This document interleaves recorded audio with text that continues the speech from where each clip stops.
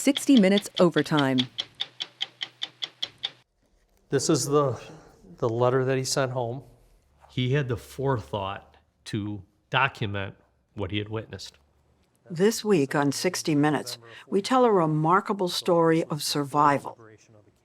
In late April 1945, 3 newborn babies and their mothers, then Nazi prisoners, arrived at the infamous concentration camp Mauthausen. The mothers had spent months as slave laborers hiding their pregnancies from their Nazi captors. Less than a week after the mothers arrived at Mauthausen, a small unit of 24 American soldiers liberated the camp. One of those soldiers was a 22-year-old medic from Illinois named LeRoy Petersohn. Petersohn, who had worked at a newspaper before the war, documented his impressions of Mauthausen in a letter because he knew the story of what had happened there needed to be shared. We asked Petersohn's son Brian to read some of the words his dad wrote. The images were recorded by Petersohn and fellow soldiers, and a warning, they are disturbing. The 20th of May, 1945.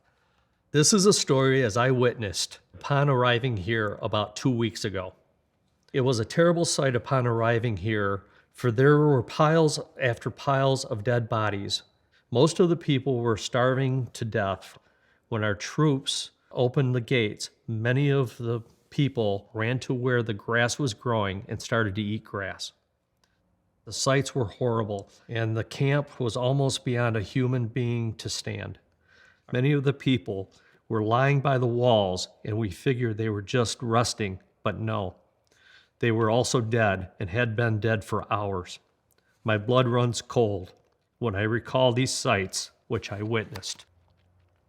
That was signed LeRoy Petersohn, 5/20/45. He was giving testimony. Yes. Eisenhower, I think, knew that people were going to deny this and said, document it. Did your father ever talk to you about that? He did.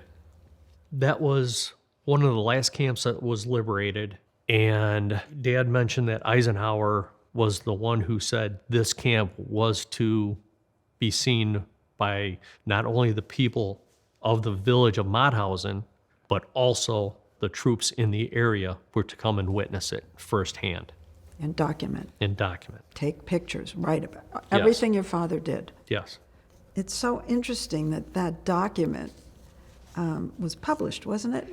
It was sent home to his wife, and she took it down to the newspaper where they published it. So it was time and date stamped. He was diagnosed in March of 2010 with a brain tumor, and then he passed away in June. When he liberated the camp, he was just such a young kid. But do you think of your father and what he did as heroic?